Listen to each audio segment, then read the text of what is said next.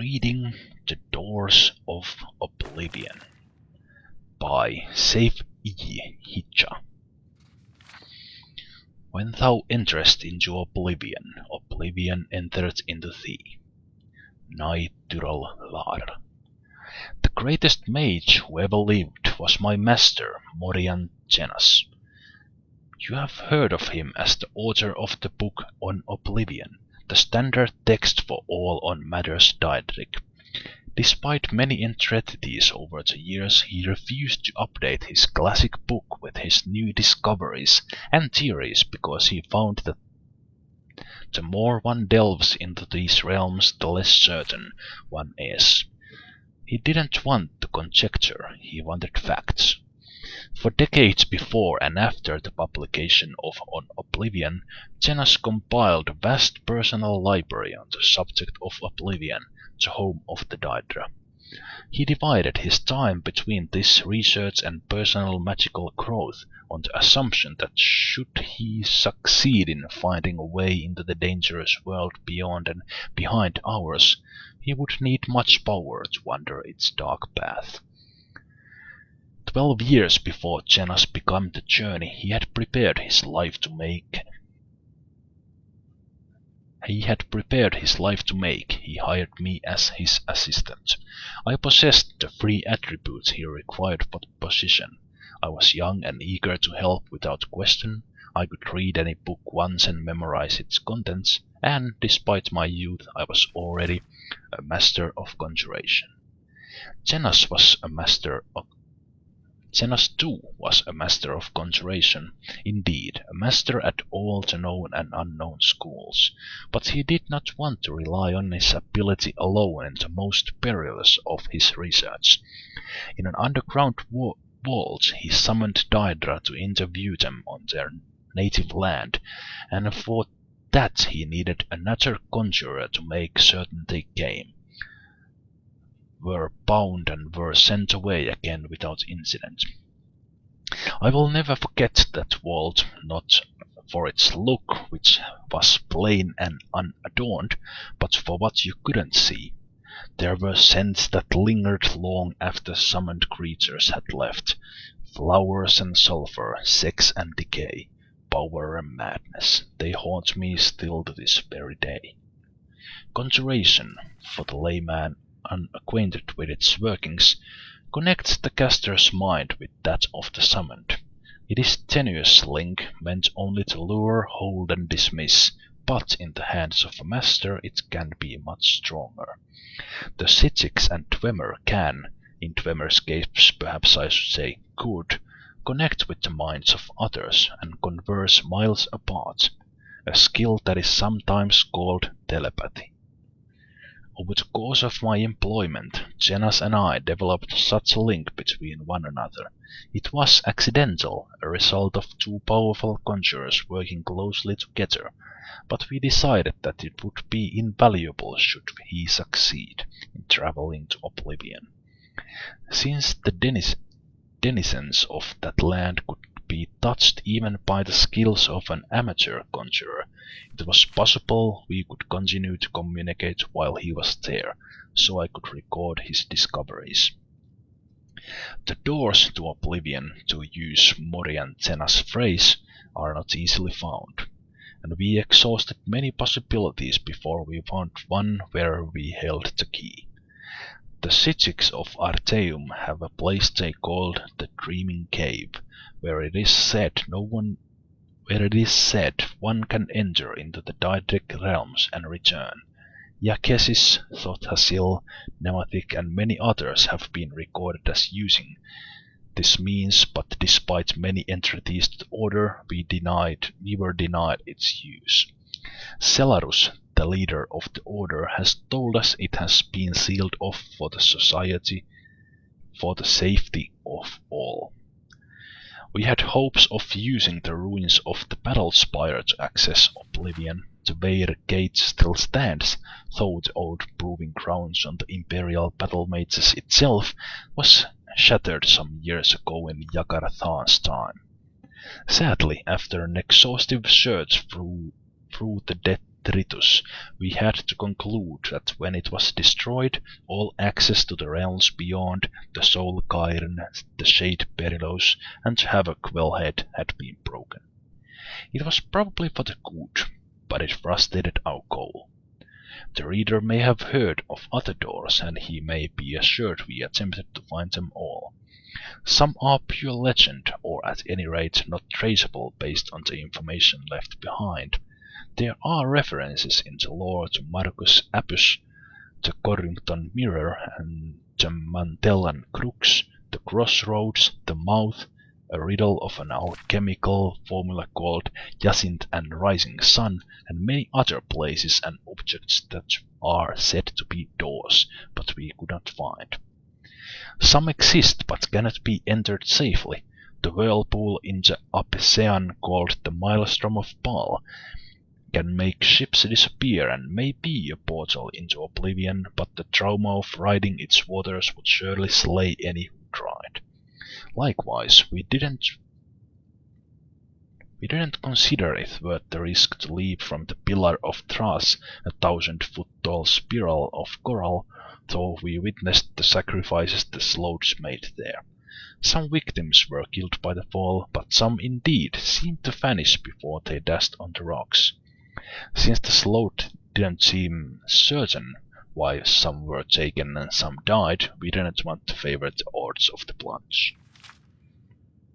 The simplest and most maddeningly complex way to go to oblivion was simply to cease to be here, and begin to be there.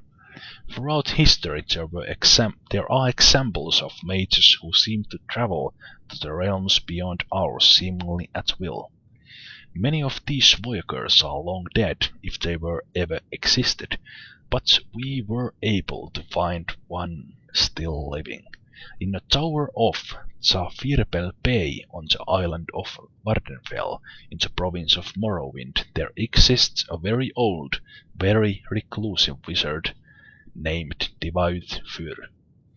He wasn't easy to reach, and he was reluctant to share with Morian and Zenas the secret door to oblivion. Fortunately, my master's knowledge of lore impressed Fyr, and he taught him the way. I would be breaking my promise to Zenas and Fyr to explain the procedure here, and I wouldn't divulge it, even if I could. If there is dangerous knowledge to be had, that is it. But I do not reveal too much to say that Fyr's scheme relied on exploiting a series of portals to various realms created by a Telvanni wizard, long missing and presumed dead.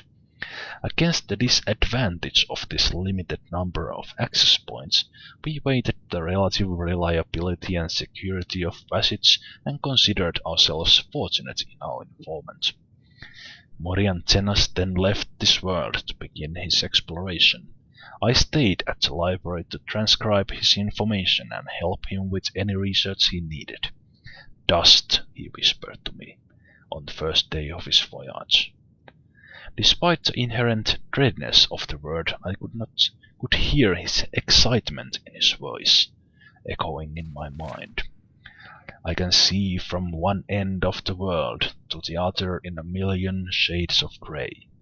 There is no sky or ground or air, only particles, floating, falling, whirling about me. I must levitate and breathe my magical means. Zenas explored the nebulous land for some time, encountering vaporous creatures and palaces of smoke. Though he never met the prince, we concluded that he was in Ashpit, said to be the home of the Malakath, where anguish, betrayal, and broken promises like ash filled the bitter air. "The sky is on fire," I heard him say as he moved on to the next realm. "The ground is sludge, but traversable. I see blackened ruins all around me, like a war was fought here in the distant past. The air is freezing. I cast plumes of warmth around me, but it still feels like daggers of ice stabbing me in all directions." This was Gold Harbor, where Molag Bal was prince. It appeared to Zenas as if it were a future Nirn, under the king of rape, desolate and barren, filled with suffering. I could hear Morian Zenas weep at the images he saw, and shiver at the sight of the imperial palace, spattered with blood and excrement. Too much beauty, Zenas gasped when he went to the next realm. I am half blind. I see flowers and waterfalls, majestic trees, a city of silver, but it is all a blur. The colors run like water. It's raining now and the wind smells like perfume. This surely is Moonshadow, where Asura dwells. Zenas was right, and astonishingly he even had audience with the Queen of Dusk and Dawn in her Rose Palace. She listened to his tale with a smile and told him of the coming of the Nevevarin. My master found Moonshadow so lovely he wished to stay there, half-blind, forever. But he knew he must move on and complete his journey of discovery. I'm in a storm, he told me as he entered the next realm. He described the landscape of dark, twisted trees, howling spirits and billowing mist, and I thought he might have entered the deadlands of Mehrunes Dagon. But when he said quickly, "No, I am no longer in a forest. There was a flash of lightning and I am now on a ship. The mast is tattered, the crew is slaughtered. Something is coming through the waves. Oh, gods! Wait, now I'm in a dark dungeon, in a cell." He was not in the Deadlands, but Quagmire, the nightmare realm of Vairnima. Every few minutes there was a flash of lightning and reality shifted, always to something more horrible than horrifying. A dark castle one moment, a den of ravering beasts the next, a moonlit swamp, a coffin where he was buried alive. Fear got the better of my master and he quickly passed to the next realm. I heard him laugh. I feel like I'm in home now. Morian Zenas described to me an endless library, shelves stretching on in every direction, stacks on top of stacks. Pages floated on a mystical wind that he could not feel. Every book had a black cover with no title. He could not see no one, but felt the presence of ghosts moving through the stacks, riffling through books, ever searching. It was Avakrypha, the home of Hermaeus Mora, where all forbidden knowledge can be found. I felt a shudder in my mind, but I could not tell if it was my master's or mine. Morian Zenas never travelled to another realm that I know of. Throughout his visits to the first 4 realms, my master spoke to me constantly.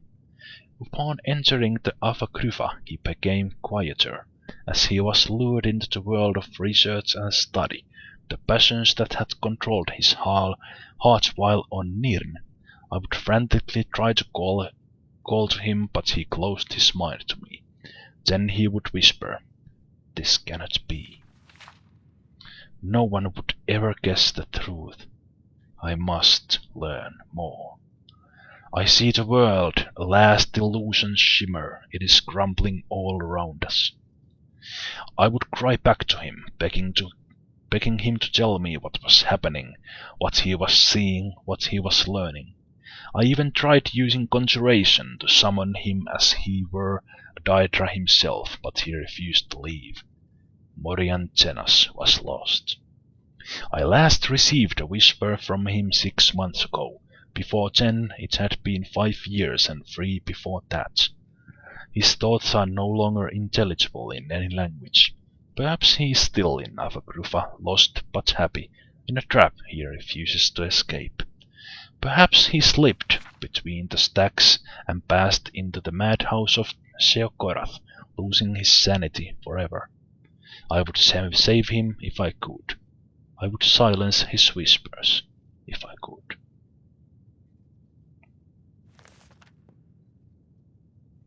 And that was The Doors of Oblivion.